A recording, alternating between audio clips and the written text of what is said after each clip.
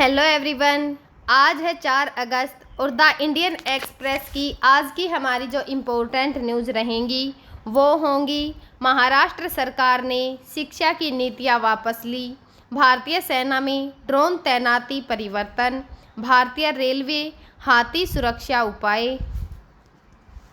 आज की हमारी जो पहली न्यूज़ रहेगी वो जो है राज्य में जो शिक्षा है उस पर पुनर्विचार, आरक्षण, तीसरी भाषा हिंदी। महाराष्ट्र सरकार ने 6 महीने में जो 7 अहम फैसले हैं उनको वापस ले लिया है। यह न्यूज़ जो है वो चर्चा में क्यों है? हिंदी को तीसरी भाषा के रूप में अनिवार्य करना जो है वापस लिया गया है। 16 अप्रैल 2025 को महाराष्ट्र सरकार ने कक्षा 1 से 5 तक मराठी और अंग्रेजी माध्यम के जो स्कूल हैं उनमें हिंदी को तीसरी भाषा के रूप में अनिवार्य करने का जो आदेश है वह जारी किया था, जिसे राष्ट्रीय शिक्षा नीति के द्वारा 2020 की जो त्रिभाषा फार्मूला है उसके अनुरूप बताया गया। और जो हालांकि जो मराठी अस्मिता है और जो सांस्कृतिक पहचान है उसके खतरे का हवाला देते हुए जो शिवसेना है यानी कि जो यूबीटी है उन्होंने मन से और जो विभिन्न सैनिक संगठन है उन्होंने तीव्र विरोध जो है इसका किया और राज ठाकरे ने इसे हिंदी थोपने का आरोप भी लगाया, जिसके बाद सरकार ने 23 अप्रैल 2025 को जो ये फैसला है इसको वापस ले लिया और हिंदी को जो है वैकल्पिक भाषा बना दिया। इसके अलावा जो त्रिभाषा की समीक्षा है उसके लिए जो नरेंद्र जाधव हैं उनकी अध्यक्षता में एक समिति गठित की गई जो कि 3 महीने में जो है सिफारिशें देगी। और जो मराठा आरक्षण है उस पर पुनर्विचार, सरकार ने जो मराठा समुदाय है उसके आरक्षण से संबंधित जो नीतियां हैं उनमें बदलाव करने का प्रयास भी किया है, लेकिन मराठा आंदोलन और जो लोकसभा चुनाव 2024 है उसमें मराठावाड़ा में जो बीजेपी है वह हार के बाद इस मुद्दे पर जो बैकफुट है वो आना पड़ा और महाराष्ट्र का जो आरक्षण है यानी कि जो मराठा आरक्षण है उसको लेकर चल रहा जो विरोध है और जो सामाजिक दबाव है उसके कारण सरकार ने कुछ प्रस्तावों को जो है वापस लिया या संशोधन जो है उसके अंदर करने के लिए समिति भी जो है गठित की। जो 3 से जो 7 हैं यानी कि जो अन्य शिक्षा हैं और जो आरक्षण संबंधित फैसले हैं जिनको वापस लिया गया, जैसे कि पाठ्यक्रम की संरचना, शिक्षक का प्रशिक्षण और आरक्षण की जो नीतियां हैं जो कि जो अन्य पिछड़ा वर्ग हैं या फिर जो आर्थिक रूप से कमज़ोर वर्ग हैं उनसे संबंधित हैं। इन फैसलों को भी जो है सामाजिक और जो राजनीतिक दबाव है उसके कारण वापस लिया गया है। उदाहरण के तौर पर देखें तो मराठी भाषा की जो प्राथमिकता है और जो शिक्षकों की कमी है जैसे मुद्दों ने नीतिगत बदलावों को जो है प्रभावित किया है। अगर इसके विश्लेषण को देखें तो जो ये फैसले लिए गए हैं इनको वापस लेने के पीछे जो मराठी भाषा और जो सांस्कृतिक असीमता है उसकी रक्षा का मुद्दा प्रमुख रहा है। जो विपक्षी दल हैं खासकर शिवसेना और मनसे ने जो है सरकार पर मराठी भाषा की उपेक्षा और हिंदी जो है उसको थोपने का आरोप लगाया। साथ ही जो मराठा आरक्षण जैसे जो संवेदनशील मुद्दे हैं उन पर सरकार को जो नीतियां हैं उन पर पुनर्विचार के लिए जो है मजबूर कर दिया। सरकार ने इन विवादों से बचने के लिए जो समिति है उसका गठन किया और जो नीतियां हैं उनको पारदर्शी और संवादात्मक बनाने का दावा भी जो है वो किया। जो मराठी अस्मिता है इसका अर्थ और महत्व जो है यानी कि जो असीमता मराठी भाषा है, साहित्य, जो परंपराएं हैं और जो इतिहास से जुड़े हुई सामूहिक पहचान है उन सभी को दर्शाती है। यह महाराष्ट्र के जो लोग हैं लोगों के अंदर जो है एक सांस्कृतिक और भावनात्मक आधार है जो कि छत्रपति जो शिवाजी महाराज और संत ज्ञानेश्वर, तुकाराम और जो आधुनिक युग में बाल गंगाधर तिलक, विनोबा भावे जैसे जो व्यक्ति हैं उनसे प्रेरित हैं। और अगर इनकी भाषा को देखें तो जो मराठी भाषा है उसको राज्य की पहचान का प्रतीक जो है वो माना जाता है। यह शिक्षा जो है, प्रशासन और जो रोज़मर्रा का जीवन है उसके लिए बहुत ही इम्पोर्टेंट है। अगर संस्कृति की बात करें तो मराठी जो है साहित्य, नाटक, सिनेमा या फिर जो मराठी फिल्में हैं और जो उत्सव जैसे गणेश चतुर्थी हुआ या फिर जो शिव जयंती है, मराठी असीमता को मजबूत करते हैं। राजनीतिक चेतना को देखें तो मराठी असीमता जो है उसने शिवसेना और जो महाराष्ट्र नवनिर्माण सेना है यानी कि जो मनसे हैं जैसे दलों को जन्म दिया, जो कि मराठी मानसून के जो हित हैं उनकी रक्षा का दावा जो है भी करते हैं। जो शिक्षा है और मराठी भाषा को लेकर जो मराठी असीमता है उसका एक बड़ा हिस्सा जो है मराठी भाषा को शिक्षा में प्राथमिकता देने से जुड़ा हुआ है। जो मराठी माध्यम है उनके स्कूलों में जो शिक्षक हैं उनकी कमी और जो बेहतर पाठ्यक्रम है उसमें मराठी साहित्य की उपेक्षा जैसे जो मुद्दे हैं वो अक्सर उठते रहते हैं। जो विरोधी हैं उनका तर्क था कि हिंदी को अनिवार्य करने से जो मराठी भाषा का विकास है और जो उनके सांस्कृतिक महत्व हैं उन पर और भी अधिक दबाव जो है वो पड़ेगा। और जो मराठी असीमता पर प्रभाव जो है, सांस्कृतिक प्रभाव, हिंदी के जो अनिवार्यकरण के फैसले हैं उनमें जो मराठी भाषा है समुदाय में यह भावना पैदा की है कि उनकी भाषा और जो संस्कृति को खतरा है। यह भावना मराठी साहित्य, सिनेमा और जो स्थानीय परंपराएं हैं उनको और मजबूत करने की मांग जो है उसको बढ़ा रही है। अगर इसके राजनीतिक प्रभाव देखें तो मराठी जो है वो असीमता का मुद्दा जो है विपक्षी दलों के लिए एक हथियार बन गया है। शिवसेना, यूबीटी और जो मनसे हैं उन्होंने सरकार के खिलाफ जो है जनता को एकजुट करने के लिए इसका इस्तेमाल किया है। और अगर इसके शिक्षा पर प्रभाव देखें तो मराठी भाषा को प्राथमिकता देने और जो त्रिभाषा की नीति है उसकी समीक्षा के लिए जो समिति गठित की गई है उससे यह उम्मीद की जा रही है कि मराठी को शिक्षा में और मजबूत जो है वो किया जाए। भविष्य की संभावनाएं जो हैं त्रिभाषा नीति की समीक्षा को लेकर जो डॉक्टर नरेंद्र जाधव हैं, समिति की सिफारिशें जो हैं मराठी असीमता को ध्यान में रखकर जो त्रिभाषा की नीति है उसको आकार देंगी। और संभावना यह भी जताई जा रही है कि मराठी और जो अंग्रेजी हैं उनके साथ तीसरी भाषा के रूप में जो है क्षेत्रीय या फिर जो वैकल्पिक विषय है या जो वैकल्पिक भाषा है उसको बढ़ावा दिया जाएगा। जो मराठी भाषा है उसके संस्करण को देखें तो मराठी जो है साहित्य, सिनेमा, शिक्षा जो है उसमें मराठी को बढ़ावा देने के लिए बहुत से ठोस कदम जो है वो उठाए गए हैं। जैसे कि मराठी माध्यम के जो स्कूल हैं उनमें बुनियादी ढांचे की सुधार, शिक्षकों की भर्ती, राजनीतिक जो अस्थिरता है उसमें मराठी जो असीमता है उसके मुद्दों को संतुलित करना, सत्तारूढ़ का गठबंधन, बीजेपी की जो शिवसेना है, एनसीपी, उनके लिए चुनौतीपूर्ण होगा क्योंकि यह विपक्ष के लिए जो है एक भावनात्मक हथियार के रूप में काम कर सकता है। आज की हमारी जो दूसरी न्यूज़ रहेगी, सेना में व्यापक बदलाव, बटालियन स्तर पर ड्रोन होंगे तैनात। यह न्यूज़ जो है वो चर्चा में क्यों है? जो बटालियन स्तर है उन पर ड्रोन जो है तैनात करने की योजना सेना के जो आधुनिकीकरण है और जो प्रौद्योगिकी है उसके अवशोषण की दिशा में एक बहुत बड़ा कदम जो है वो माना जा सकता है।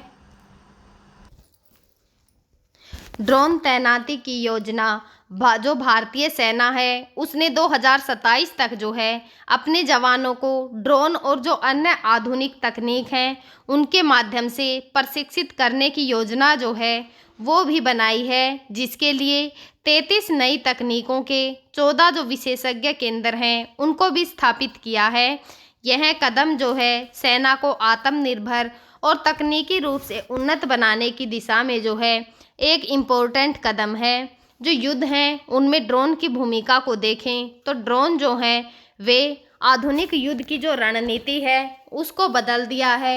भारत ने हाल ही का जो ऑपरेशन है जैसे कि ऑपरेशन सिंदूर, उसमें जो ड्रोन हैं उनका उपयोग कर पाकिस्तान के जो आतंकी ठिकाने हैं उनको निशाना बनाया। ड्रोन ने न केवल टोही और जो निगरानी है उसके लिए, बल्कि जो सटीक हमले हैं और जो आत्मघाती मिशन हैं उनके लिए भी जो है उपयोगी हैं। जो स्वदेशी ड्रोन का विकास, भारत जो है स्वदेशी ड्रोनों जैसे कि तापस लक्ष्य और जो हाल के CATS यानी कि कैट्स वॉरियर जो ड्रोन हैं उन पर काम कर रहा है। ये ड्रोन जो हैं निगरानी, जासूसी और जो सटीक हमले हैं उनमें सक्षम हैं, जिनकी रेंज जो है 100 से 700 किलोमीटर तक हो सकती है। जो वर्तमान तैनाती देखें तो भारतीय सेना और जो नौसेना है, वायुसेना जो है उससे पहले से ही जो है सर्चर MK1 और जो 2 हैं जैसे ड्रोनों का उपयोग करती हैं, जो कि हिमालय जो क्षेत्र है उसमें 18,500 फीट की जो ऊंचाई है उस पर मिशन के लिए उपयुक्त हैं। इसके अलावा जो इजरायली आरोप हैं यानी कि हारोप ड्रोन जो हैं उनका उपयोग भी किया जा रहा है, जिसने ऑपरेशन जो सिंदूर है उसमें बहुत ही इम्पोर्टेंट रोल जो है वो अदा किया है। जो प्रशिक्षण है और जो आधुनिकीकरण है उसको देखें तो सेना का प्रशिक्षण कमांड जो है उसने ड्रोन का जो संचालन है उसके लिए जो विशेष प्रशिक्षण के लिए केंद्र हैं वे स्थापित किए हैं। यह जो है 2024 को जो प्रौद्योगिकी अवशोषण है वर्ष के जो रूप में मनाने के साथ साथ जो है संरेखित हैं, जिसमें कि जो AI है या फिर जो ड्रोन स्वाम है और जो अन्य विघटनकारी तकनीकें हैं उन पर ध्यान जो है वो दिया जा रहा है।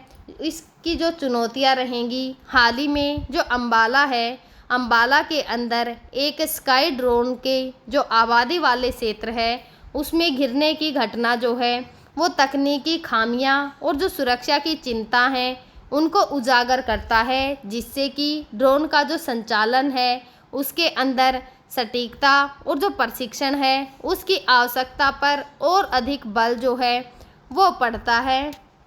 भारत में जो स्वदेशी ड्रोन हैं उनका विकास जो है आत्मनिर्भर भारत और जो रक्षा क्षेत्र है उसमें जो उन्नत तकनीक है उनके लक्षण के तहत तेज़ी से प्रगति जो है वो कर रहा है। जो प्रमुख स्वदेशी ड्रोन परियोजनाएं हैं जैसे कि तापस BH-201 जो DRDO है उसके द्वारा विकसित ये जो है मध्यम ऊंचाई, लंबी दूरी और जो ड्रोन है जो कि निगरानी टोही के लिए डिज़ाइन किया गया है, जिसकी उड़ान रेंज जो है 18 किलोमीटर तक और ऊंचाई जो है 30,000 फीट तक है। हालांकि यह अभी पूरी तरह से परिचालन में नहीं आया है, लेकिन प्रशिक्षण जो है वो जारी है। जो कैट्स वॉरियर होल हैं, हिंदुस्तान एरोनॉटिक्स जो लिमिटेड है उसका यह ड्रोन जो कॉम्बैट एयर टी है सिस्टम जो कैट्स का हिस्सा है, यह मानव युक्त और जो मानव रहित मिसाइलें हैं उनके लिए डिज़ाइन किया गया है, जिसमें कि सटीक हमले और जो स्वार्म ऑपरेशन है उसको भी शामिल किया गया है। लक्ष्य ड्रोन यह जो है प्रशिक्षण और जो लक्ष्य अभ्यास है उनके लिए उपयोग होने वाला एक ड्रोन है, जिसे भारतीय सेना और जो नौसेना है वह इसका इस्तेमाल करती हैं। निशांत और पंची जो DRDO है इसने निशांत ड्रोन का छोटा संस्करण पंची, टोही और जो निगरानी के लिए विकसित किया है। ये छोटे पैमाने पर तैनात हैं। स्वाम ड्रोन जो है वो न्यू स्पेस रिसर्च जो टेक्नोलॉजी है और जो अन्य स्टार्टअप हैं उनके द्वारा विकसित स्वाम जो ड्रोन तकनीक है जो कि जो सामूहिक हमले हैं या फिर जो निगरानी है उनके लिए कि इसका उपयोग किया जाता है। सेना ने 2021 में जो है इसका प्रदर्शन देखा। जो निजी क्षेत्र और स्टार्टअप्स हैं उनकी भूमिका देखें तो भारतीय जो स्टार्टअप्स हैं जैसे कि न्यू स्पेस रिसर्च जो स्काईलॉर्क ड्रोन है और जो आइडिया फोर्ज रक्षा है और जो नागरिक उपयोग के लिए ड्रोन विकसित कर रहे हैं। जो आइडिया फोर्स के स्विच ड्रोन हैं उनको सेना ने सीमा निगरानी के लिए अपनाया है, सरकार ने जो ड्रोन शक्ति की नीति है और जो PLI है यानी कि जो प्रोडक्शन लिंक इनिशिएटिव योजना है, उसके तहत जो है ड्रोन का जो स्टार्टअप है उसको प्रोत्साहन जो है वो दिया गया है। आत्मनिर्भरता पर जोर, भारत ने जो इजरायली हेरॉन है और जो हारोप ड्रोन है उन पर निर्भरता कम करने के लिए जो स्वदेशी ड्रोन विकास है उस पर अपने ध्यान को केंद्रित किया है। हालांकि कुछ तकनीकों जैसे कि सेंसर हुआ, इंजन हुआ, उन सभी में जो है अभी भी विदेशी सहयोग जो है उसकी आवश्यकता पड़ती है। DRDO और जो हाल ही के साथ निजी कंपनियां हैं AI आधारित ड्रोन, स्मार्ट नेविगेशन और जो स्वार्म तकनीक है उस पर काम कर रही हैं। जो चुनौतियां हैं, स्वदेशी जो ड्रोन है उसकी विश्वसनीयता और जो प्रदर्शन है उनको अंतर्राष्ट्रीय जो मानक हैं तक लाने में समय लग रहा है। जो उन्नत सेंसर हैं, बैटरी की तकनीक है और जो साइबर सुरक्षा में अभी भी तकनीकी अंतर है। जो हाल ही की घटनाएं हैं जैसे कि अंबाला में ड्रोन क्रैश तकनीक खामियों को उजागर करती है। जो भविष्य की योजनाएं हैं 2027 तक जो है भारतीय सेना का लक्ष्य है हर बटालियन को ड्रोन और जो AI आधारित प्रणाली है उनसे लैंस करना है और जो ड्रोन स्वार्म है और जो मानव रहित हवाई वाहन है उनके लिए बड़े पैमाने पर उत्पादन और तैनाती की योजना है। जो DRDO है और जो हाल है अगली पीढ़ी के स्थित ड्रोन जो हैं हाइपरसोनिक ड्रोन पर काम जो है कर रहे हैं। आज की हमारी जो तीसरी न्यूज़ रहेगी 8,400 किलोमीटर 14 राज्य सर्वेक्षण में पटरियों पर हाथियों की मौत को रोकने के लिए उठाए गए कदमों का प्रस्ताव जो है उसके बारे में बात करेंगे। भारतीय जो रेलवे है उसने 3,400 किलोमीटर की जो रेल पटरियां हैं उनके 14 राज्यों में फैले जो क्षेत्र हैं उनमें सर्वेक्षण कर हाथियों की मौत रोकने के लिए कदम उठाने का प्रस्ताव रखा है। और यह कदम जो है रेल की जो पटरियां हैं उन पर हाथियों के मरने की जो संख्या बढ़ रही है उसको देखते हुए उसे रोकने के लिए किया गया है। जो कि मानव हाथी जो संरक्षण है और जो आवासीय क्षेत्र हैं उनके नज़दीक जो रेल लाइनें हैं उनके विस्तार के कारण हो रही हैं।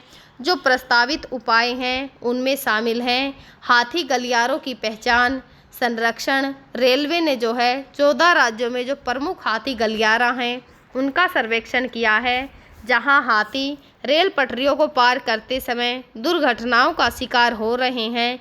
इन क्षेत्रों में जो रेलवे ट्रैक है उसको सुरक्षित बनाने के लिए विशेष उपाय जो है वो किए जाएंगे। और प्रारंभिक की जो चेतावनी प्रणाली है उसके अंतर्गत जो रेल की पटरियां हैं उन पर सेंसर और जो कैमरे हैं वो लगाए जाएंगे जो कि हाथियों की उपस्थिति का पता लगाकर ट्रेन चालकों को सतर्क करेंगे। अंडरपास और जो ओवरपास निर्माण हाथियों के लिए सुरक्षित मार्ग जो है सुनिश्चित करने हेतु रेलवे ट्रैक के जो नीचे या फिर जो ऊपर सुरंग है और पुल बनाए जो है वो जाएंगे। स्पीड का रेगुलेशन, हाथी गलियारे में जो ट्रेन की गति है वह सीमित की जाएगी ताकि जो दुर्घटना है उसको कम किया जा सके। जागरूकता और सहयोग, जो स्थानीय समुदाय हैं और जो वन विभाग के साथ मिलकर जागरूकता का जो अभियान है वह चलाया जाएगा ताकि मानव हाथी संरक्षण को कम किया जा सके।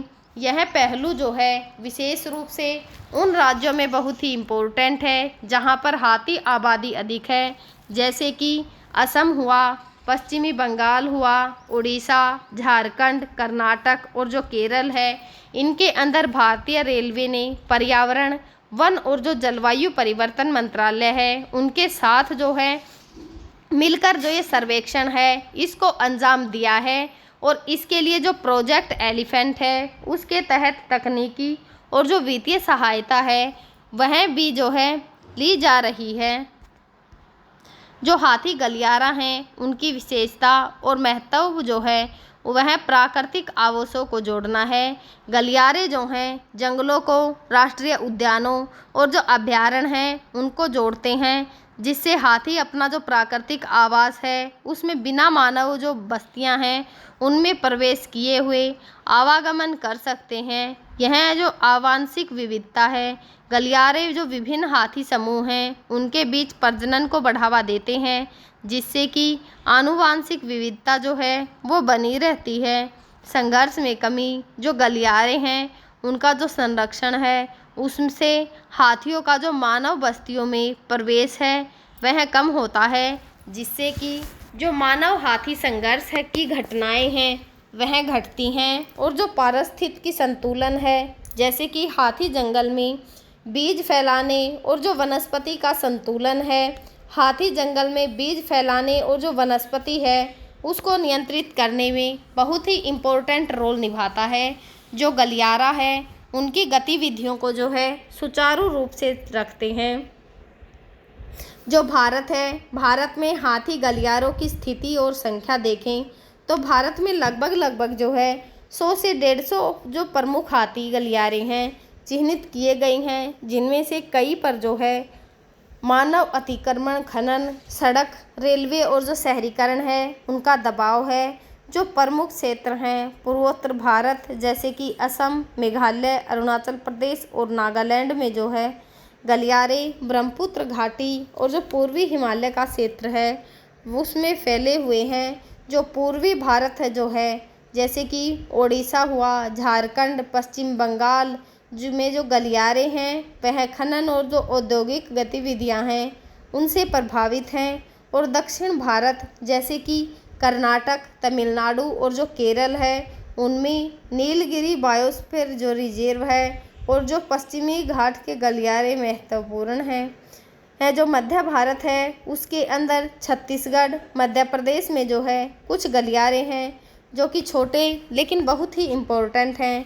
खतरे में शहरीकरण, कृषि का विस्तार, सड़क और जो रेलवे निर्माण है और जो अवैध कटाई है उसने जो गलियारे हैं उनको संकुचित या फिर अवरुद्ध कर दिया है, जिससे कि हाथी जो मानव बस्तियां हैं उनमें प्रवेश जो है वो करते हैं। हाथी गलियारों को संरक्षित करने के लिए कदम या फिर जो सर्वेक्षण है और मानचित्र को देखें तो जो वन्यजीव संगठन है और जो सरकार जैसी प्रोजेक्ट एलिफेंट और जो वन्यजीव संरक्षण सोसाइटी हैं गलियारों का सर्वेक्षण और जो मानव मानचित्र है वह करते हैं। हाल ही का जो सर्वेक्षण है उसमें 3400 किलोमीटर रेलवे ट्रैक के आसपास 14 राज्यों में गलियारों की पहचान जो है वो की गई है। संरक्षित मार्ग जो गलियारे हैं उनमें अंडरपास, जो ओवरपास है और जो इको ब्रिज है उसे बनाए रखने या फिर पार जो है वो कर सकते हैं। कानूनी संरक्षण, कुछ गलियारों को जो है सामूहिक संरक्षण का जो क्षेत्र है या फिर जो संरक्षित क्षेत्र के रूप में अधिसूचित किया गया है। जो जागरूकता है और सहयोग है, जो स्थानीय समुदायों को शामिल कर जागरूकता अभियान जो है वह चलाए जा रहे हैं ताकि वे गलियारों के महत्व को समझें और जो अतिक्रमण है वह न करें। जो प्रौद्योगिकी का उपयोग है, जैसे कि ड्रोन जो है, सेंसर और जो जीपीएस ट्रैकिंग से जो हाथी हैं उनकी गतिविधियों की निगरानी की जा रही है ताकि टकराव को जो है वो रोका जा सके। चुनौतियां जो हैं जैसे कि मानव का अतिक्रमण, नीतिगत समन्वय की कमी, जो मानव अतिक्रमण है मानव अतिक्रमण है गलियारों पर जो बस्तियां हैं, खेती और जो बुनियादी ढांचा हैं उसको विकास, रेल और जो सड़क दुर्घटनाएं हैं, रेल पटरियां और सर्वेक्षण है जो है उसको उजागर करती हैं। नीतिगत समन्वय की कमी, विभिन्न जो स्थानीय पहलू हैं जैसे कि रेलवे को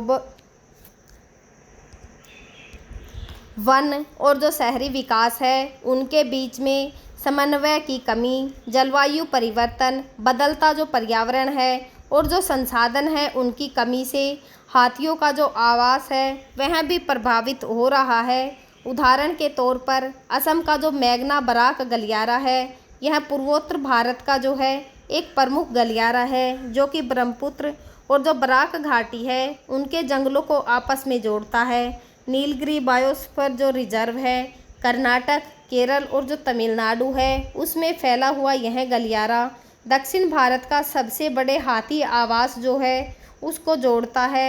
ओडिशा का जो मयूरभंज का गलियारा है, यह गलियारा खनन और जो रेलवे गतिविधियां हैं इनसे प्रभावित है, लेकिन जो संरक्षण के प्रयास हैं उनसे पुनर्जनन की जो कोशिश है वो की जा रही है। आगे की जो राह है, हाथी गलियारों का संरक्षण एक दीर्घकालीन जो प्रतिबद्धता है, जिसमें कि सरकार द्वारा स्थानीय समुदाय और जो गैर सरकारी संगठन हैं उनका सहयोग आवश्यक है। रेलवे का जो हालिया प्रस्ताव है उसके एक सकारात्मक कदम है, लेकिन इनके जो प्रभावी कार्यान्वयन है उनके लिए निगरानी, वित्त पोषण और जो समुदाय है उसके अंदर इसकी भागीदारी जो है वो बहुत ही ज़रूरी है। हम जो है आगे भी जो द इंडियन एक्सप्रेस की इम्पोर्टेंट न्यूज़ होंगी उनको कवर करते रहेंगे। तब तक आप पढ़ते रहिए, खुश रहिए। Thank you.